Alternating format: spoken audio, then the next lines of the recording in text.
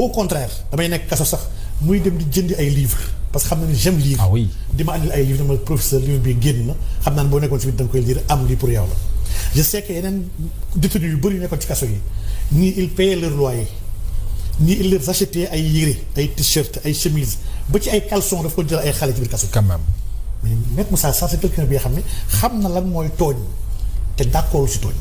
te nit bu am fulla la bi nga xam ne kenn du ko def loolu n'importe quoi. donc c'est l'homme qu'il faut à la place qu'il faut. man mënuma gis. Maître Moussa Sarr ci quelqu'un bi nga xam ne xam na l'état de la justice xam na tooñ gi fi mu toll xam na l'insécurité judiciaire bi nga xam ne que les gens ont les politiques ont produit dans ce pays. C'est très important. et man gëm naa ni il va pas accepter loolu di ko ne daw. c'est un militant bi nga xam ne il milite contre l'article 80. oui. dafa gëm ni article 80 warul nekk ci suñu corpus juridique c'est quelqu'un bi nga xam ne qui est contre les gardes à vue à outrance les routes de parquet maanaam lépp lu ñu tàmm jooy ci justice. gëm naa ni voilà l'homme qui est à la bonne place en tout cas pour mën a régler problème. kon les détenus seen xel war na dal. ñoom ñëpp. oui détenus aujourd'hui pour koo xam ne jàppale nañu bëri ci biir kaso bi. daf ci xeex ay ati at. ba ginnaaw loolu et c'est quelqu'un bi nga xam ne tout ce qui est juste l'interpelle.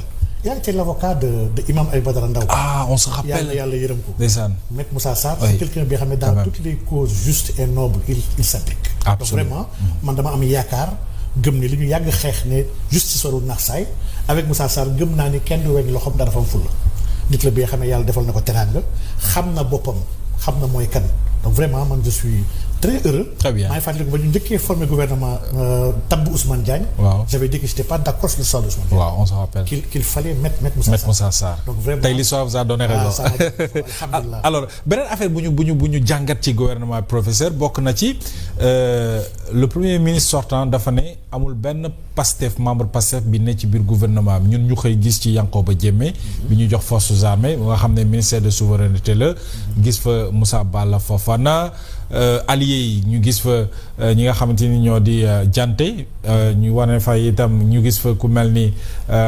Guirassy ak Déthié Fall alors cette situation yow lecture politique ci loolu. waaw le premier ministre a lancé l'ex-premier ministre. waaw l'ancien premier ministre a manœuvré. il a voulu instaurer un combat politique man jàpp naa ne dafa juum. jàpp naa ne bu amoon conseiller dëgg du agir de la sorte. mais bref droit am la gis-gisam la dañ koy nangul. mais nag cette situation là montre que dans Pastef ñëpp kon déggaluñu ko. ndax Yankhoba Diémé boobu kenn mënu ko génne ci Pastef la bokk. moo ma jaaxal. la vice-présidente groupe Pastef les Patriotes bu nekkoon assemblée la dame là Marie xawma